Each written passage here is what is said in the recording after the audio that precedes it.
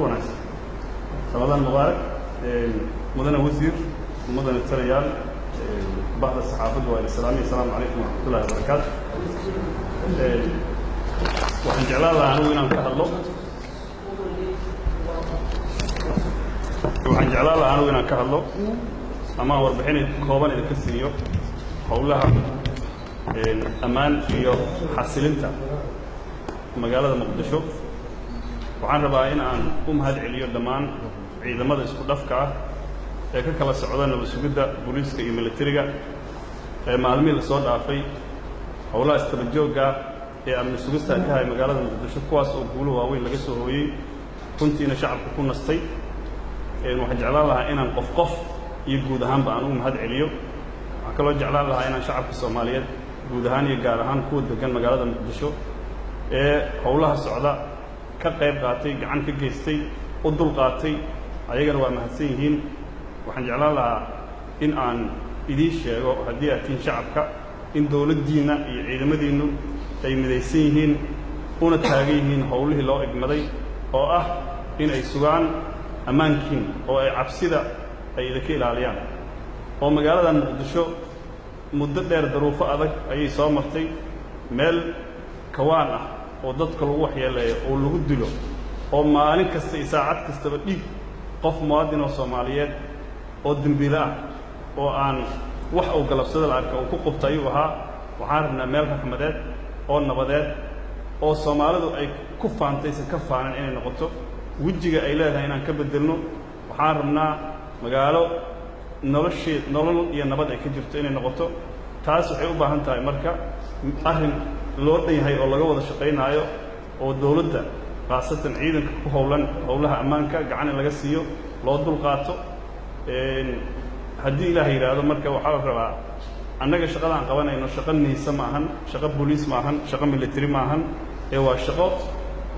عامة حكومة أو ابن إذا ما داس سكون أفكار مركب سبب هذا أنت أنا تاجن أنا بحكي إن الموجنة سيدان هولها سأنو مليسن هاي أو أنا أو خلا فارعين أو خلا قاسة أو لو تيرنا يسنجرين ciidanka iyagu wuxuu ku shaqeynayaa duruuf adag marka waxaa rabaa in la fahmo oo la shaqeeyo dardaaranka aan rabo inaan u soo jeediyo wuxuu yahay ciidanku inuu si fiican oo asluub leh oo naxariis leh shacabku ula dhaqmo haddii shacabku arko qaladaad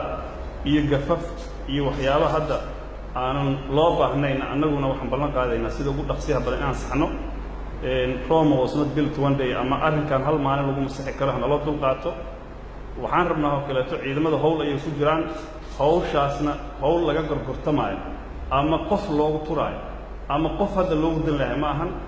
qof kasta oo ay farsoo gasho iyo qof kasta oo ay joojiyaan waa inay ciidamada la shaqeeyaan una hoggaansamaan amarkooda magaalada waa la socotaan howlaha ka socda waxa go'aamiyay golaha wasiirada howl aniga iyo General Saacid iyo General عرفيت جماعة عرفيت أيقو أمير ماهن أنا جوا حناهي ضد الأمر كيوم بفلونينا مركا واحد الشخصية دينا ماهن مقالة أنا كمهر نطوطة قرية درجيحة عبد الأرداية عيدا الصعدة ماشي عن حرد دجال ماهن ماشي عن وعاصمة وعلى جرها بعين النقطة إني يالتو وجه عاصمة مال نبضة أو ضدكو أو سن نبضة هو يعني إيش يعني كلسوني كجرت وكمر إذا ماذا مركا هدي له هذا مركا هول بلاوته إسقاب قبسي إسقهر مادي وحواجر الدونان لكن واحد سبحان الله ربع سيد جن أو حكمة كجرته أو ولا الملا أو الصومالي أو اللي يسلفها معي إلا هو جذبه طبعا أنت هولها كجرا عقبضة يمين عقبضها سيانا كل في إن معته أمشان معنا قف أم هوينا أم حيران loogu dulqaado doono inuu qashqashaado howlaha ammaanka ma jirto waxaan rabaa qof ku gaba karta magac ciidan ma jirto qof ku gaba karta magac mas'uuliyad dawladeed ma jirto qof kan bari noqon karta ciidankaas ma jirto amarkaasna waa amar guddiga amniga qaranka iyo golaha wasiirada ay bixiyaan waxaan rabnaa marka si magaalada nabad ay u noqoto waddanka oo dhan nabad u noqdo ciidankaas in la shaqeeyo haddii annagu aan iska adkaanin oo ciidamadeena iyo dadka howlwadeennada ah ee dawladda ka shaqeeya aan ka adkaanin oo aan dhaqan dawladaha u yeelin shabaabka iyo cadawga iyo dadka dalkaanu inuu ilxun ahaado oo weligiis meesha uu joogo ka kicina kama adkaan karno haddii ilaah yidhaahdo marka howluhuna hadda soo socdana dabcan waxa aan bilaawno waa bilaaw si xoog badan ayuu bilaabmi doonaa marka waxaan ka codsanaynaa guud ahaan si xoog badan micnaheeduna waxay tahay meel iyo qof loo turaayo in ammaankaas la sugaana ma jirto haddii ilaah yidhaahdo dabcan dareen badanaa jiri karo oo la leeyahay dadkii madaxda ayaa ilaalinaya habkii lagu ilaalin lahay oo ammaankooda lagu sugi lahay ma dayacayno mas-uuliyadeennana kama gaabin doono madaxda iyo mas-uuliyiinta qaranka waa la bortagarayn doonaa waa la difaaci doonaa iyo guud ahaan dadka soomaaliyeed iyo ganacsatada soomaaliyeed annaga dadka aan la u shaqaynayno oo caway maalina u taaganahay oo sharaftooda inay soo noqoto aan rabno oo inay nabad ku afuraan aan rabno oo inay nabad ku nooladaan aan rabno oo ay walwalaan magaalada aan ku joogno waa dadka degan waayo ee hadda qof si gooni ammaanka muraad uga lama jirto haddii ilaah yidhaahdo annaga muddo kooban waxaan rabnaa magaalada zero gun in laga dhigo qoray la-aan in laga dhigo shaksiyan aniga ammaan waxaan aqaanaa inuu ka bilaawdo qorayoo la dhigo inuu ka bilaawdo dawladda awood leh inuu ka bilaawdo cadaalad jirta inuu ka bilaawdo inaan ilmaha aan daba sii soconno oo aan ciyaal shabaab oo masaakiina aan ceyrsanno lama rabee dadka lama taabtayaasha ah oo dalkan ishaan u yeelay meel kasta ha joogaane ama gudaha jooga ama dibadda jooga in la fara saaro haddii ilaah yidhaahdo marka waxaan rabnaa in waxna la fahmo ciidanku mas-uuliyaddiisa waa gudan doonaa aniga shaksiyan